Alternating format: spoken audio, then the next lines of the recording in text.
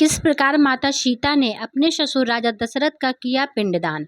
वाल्मीकि रामायण की कथा के अनुसार माता सीता ने अपने ससुर राजा दशरथ का पिंडदान किया था। देवी सीता ने राजा दशरथ का पिंडदान बिहार गया स्थित फाल्गु नदी के तट पर किया था। आइए विस्तार से जानते हैं सीता जी ने अपने ससुर राजा दशरथ का पिंडदान कैसे किया था। गरुड़ पुराण के अनुसार पितरों का श्राद्ध करना एक ऐसा शुभ कार्य है जिसे किसी भी स्थिति में रोका नहीं जाना चाहिए। गरुड़ पुराण के श्राद्ध नियमों के अनुसार घर की बेटी और बहू भी पितरों का श्राद्ध और तर्पण कर सकती है। रामायण कथा के अनुसार माता सीता ने भी दशरथ का पिंडदान किया था।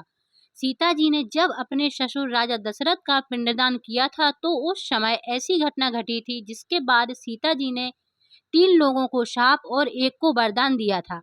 आइए विस्तार से जानते हैं कि रामायण की कथा में सीता जी द्वारा दशरथ को पिंडदान करने की कहानी। श्री राम, लक्ष्मण जी और देवी सीता जब वनवास के लिए गए थे, राम जी के वियोग में राजा दशरथ का देहांत हो गया था। श्री राम, लक्ष्मण और देवी सीता को जब इस बात की सूचना मिली थी तो पितृपक्ष में तीनों राजा दशरथ का श्राद्ध करने के लिए बिहार गया में स्थित फाल्गु नदी पर पहुंचे।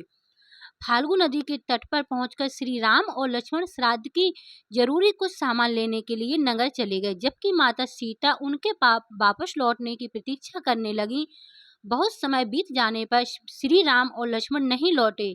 पिंडदान करने का शुभ मुहूर्त निकला जा रहा था। वहीं दूसरी तरफ माता सीता फाल्गु नदी के किनारे बैठकर प्रभु श्री राम और लक्ष्मण जी के वापस लौटने की प्रतीक्षा कर रही थीं। माता सीता को अकेले तट पर बैठा देखकर राजा दशरथ की आत्मा सीता जी के पास आई और पिंडदान करने के लिए कहने लगी। माता सीता ने कहा कि उनके पुत्र के होते हुए वे पुत्रवधू होकर कैसे पिंडदान कर सकती हैं। माता सीता के प्रश्न का उत्तर देते हुए राजा दशरथ ने कहा, हे सीते, मैं यमलोक से आया हूँ। वहाँ के बनाए नियमों के अनुसार पिंडदान पुत्री और पुत्रवधू भी कर सकती है, क्योंकि वे भी कुल का अंश हैं। पिंडदान का मुहूर्त निकल जाने पर मेरी आत्मा को मुक्ति नहीं मिलेगी, इसलिए तुम शीघ्र ही मेरा पिंडदान कर दो। अपने ससुर राजा दशरथ की बात सुनकर माता सीता ने दशरथ जी का पिंडदान करना स्वीकार किया। फाल्गु नदी के किनारे बैठकर माता सीता ने मंत्रों का उच्चारण करते हुए अपने पितर राजा दशरथ का पिंडदान किया। पिंडदान के समय माता सीता ने फाल्गु नदी, गाय, केतकी के फूल और बट वृक्ष को पिंडदान का साक्षी बनाया। जैसे ही माता सीता ने शुभ मुहूर्त में राजा दशरथ का पिंडदान किया, उनकी आत्मा को मुक्ति मिल गई। कुछ समय बीतने के बाद जब श्री राम, लक्ष्मण और सीता जी के पास वापस लौटे तो सीता जी ने उन्हें राजा दशरथ की आत्मा धरती लोक पर आने की घटना के बारे में बताया। सीता जी के मुख से यह पूरी घटना सुनकर श्री राम और लक्ष्मण को बहुत आश्चर्य हुआ।